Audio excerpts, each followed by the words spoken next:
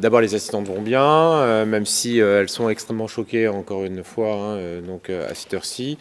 J'avais, il y a quelques minutes encore, donc une de nos assistantes qui ne va pas très bien.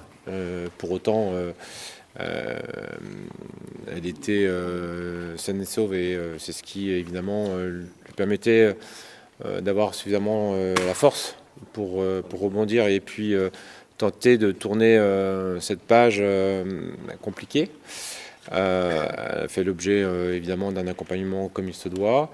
Donc notre deuxième assistante en tout cas se repose elle également, puisque toutes les deux en ont extrêmement besoin. Nos deux policiers municipaux que j'ai vus ce matin vont bien. Ils ne sont pas blessés. Ils ont besoin évidemment aussi d'un accompagnement de notre cellule d'écoute et d'aide psychologique. Dans pareille situation, je pense que ça paraît normal. Donc les choses voilà, se rétablissent petit à petit. Le service ressources humaines est à l'écoute. Ils ne vont pas reprendre le travail tout de suite, j'imagine. Non, le souhait, c'est qu'ils d'abord ils se reposent et donc ils vont profiter de cette semaine avec un régime donc qui leur permettra donc de bénéficier d'une autorisation spécifique d'absence pour pouvoir voilà, se requinquer, retrouver un peu de force et aussi avoir le temps peut-être aussi de consulter pour celles qui le souhaiteraient leur propre médecin. En tant que maire d'Angoulême, quel est votre sentiment lorsque vous voyez l'état des bureaux qui ont été dévorés par les flammes?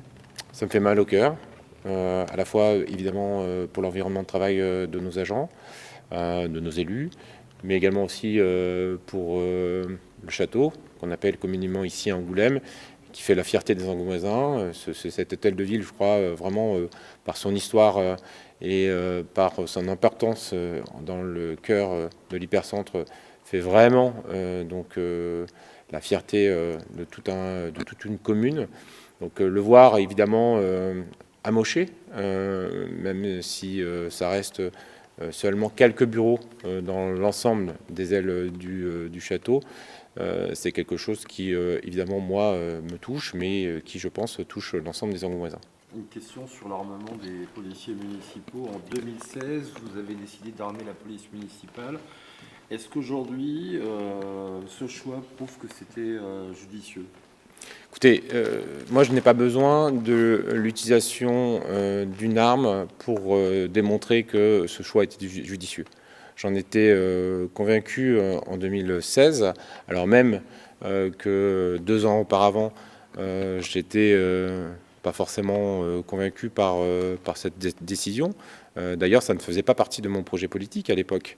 Donc c'était une décision nouvelle qui intervenait 2 ans après, au vu d'éléments nouveaux, au vu aussi des demandes de nos policiers, qui avaient besoin de se sentir aussi eux-mêmes sécurisés pour exercer leur mission et les missions qu'on souhaitait qu'ils exécutent sur le territoire municipal.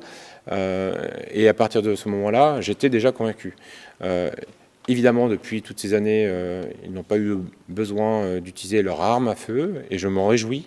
Mais cette situation que connaît Angoulême aujourd'hui, que connaît la mairie, que connaissent les agents et les Angoumoisins, vient corroborer ou confirmer que c'était certainement une bonne décision, une décision qui s'inscrivait malheureusement dans une société qui a tendance à se durcir, avec des gens qui, au-delà de faits de délinquance, sont aussi parfois malades psychiquement, psychiatriquement, qui sont fragiles et qui sont parfois auteurs d'un fait condamnable, comme on vient de le connaître là il y a quelques heures ici en Angoulême. Donc oui, c'était une bonne décision, mais non, je n'avais pas besoin de l'usage d'une arme à feu d'un de mes agents de police municipale pour en être sûr. Donc, tout ça a été salué par les organisations syndicales. Ça m'a permis également aussi, en effet, de partager avec eux la saisine officielle de la direction générale de la ville d'Angoulême sur le fait de faire évoluer à un degré à définir et en fonction des opportunités, parce que je le rappelle, je ne souhaite pas que l'entièreté de nos bâtiments, y compris celui le plus symbolique qu'est l'hôtel de ville, devienne Fort Alamo. je souhaite évidemment que ça reste la maison commune et qu'elle reste accessible. Pour autant, la société d'aujourd'hui, l'événement d'hier, nous oblige à une réaction. Et moi, je suis quelqu'un de pragmatique. Et donc, j'ai partagé cette réflexion avec eux.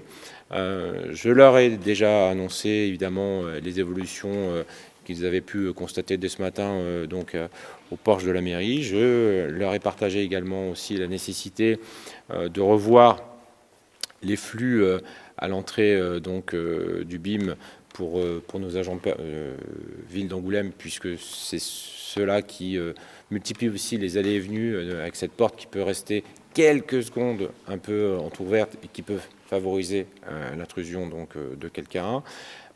Et je crois pouvoir dire que quand même ils ont d'abord apprécié ce partage d'informations, ils ont apprécié évidemment tout ce qui a été mis en place et ils ont apprécié que je partage évidemment ces réflexions avec eux, tout en leur indiquant qu'au fil de l'eau de la réflexion, évidemment, nous aurons l'occasion de revenir sur ces sujets avec eux, mais comme nous aurons l'occasion de revenir avec les agents.